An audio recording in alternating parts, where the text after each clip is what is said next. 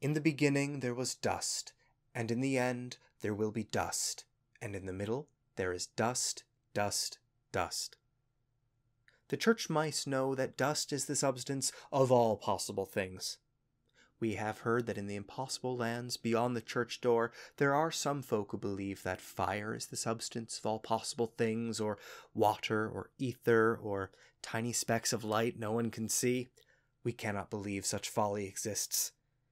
Though there are some of us who have heard, if only they had never begun to imagine such a thing. There is a burning ball outside these walls called the sun, and it is the brightest thing there is. We will eat that too, if it exists. In the dust nothing is bright. There's only the gray and the dun and the soft ashy smell of it brushing your whiskers at every moment. We hate it, but we did not know for a long time how it could be escaped. When I was a pinky at my mother's teat, I heard the old grey uncles talking about Baldtail, who was the viceroy of mice in days gone by, for there can be no king of the dust, which is all there is. Baldtail was brave, the bravest mouse the dust will ever allow. He, cloaked in dust, went forward from the corners, as viceroys sometimes do, being valiant rulers who do not shirk adventure. He saw the copper bowls which surround the weaver. He rose up on his hind legs to peer into the bowls, to see what they could contain, and his whiskers whickered back and forth, showering bits of dust into the bowl. As I have said, Baldtail was brave, so he rashly rose up onto his tiptoes and pulled the copper bowl over onto himself, and the dye, which is the magical and alien stuff the weaver keeps by her side, soaked him from his paws to the end of his bare tail. He was yellow, from eyeball to ear twitch, a brighter yellow than even this thing they call the sun could possibly be. The dye washed away the dust, and alone of all mice, Baldtail was free of it. Baldtail shed the substance of mortality and became golden. Baldtail returned to the dust-pillowed corners and told all the mice what he had seen and done. At first they recoiled from his yellow body in revulsion and terror. He hurt their eyes, which had never seen anything but dust, and their fellow mice roving in the dust, lumps of grey among the grey, but there Baldtail blazed. Yellow! Can you imagine the uproar? The consternation? There were now two things in the universe, dust and yellow. The more the mice looked at Baldtail, the more they envied him. One or two ventured to lick his gleaming fur with their pink tongues flashing through dust-covered teeth. He tasted so bright, they said, so bright and so warm.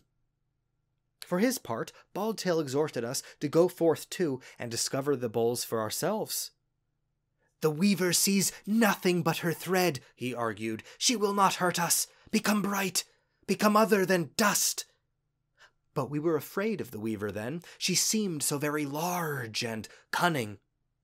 But it was decided that we should become bright after all, and so we all agreed, in the corners of the corners, to eat Baldtail all up, and then we should all be yellow and triumph over the dust. We waylaid the viceroy in the thickest, dankest mires of dust, and with our teeth tore him haunch from long Baldtail. He tasted like any other mouse.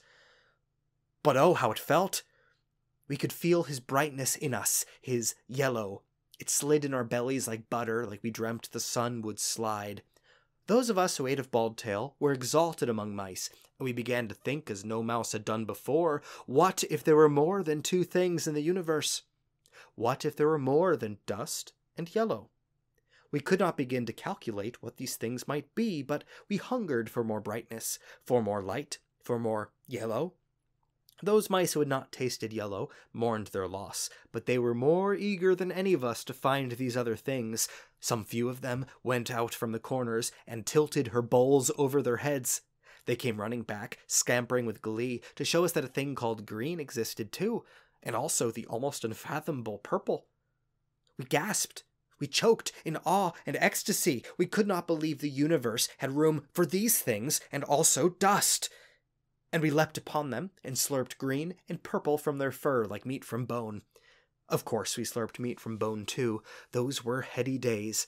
I cannot begin to tell you of the feast of red. But we do not wish to waste any more time lapping at her bowls. Why beg for crumbs when the roast is in plain sight?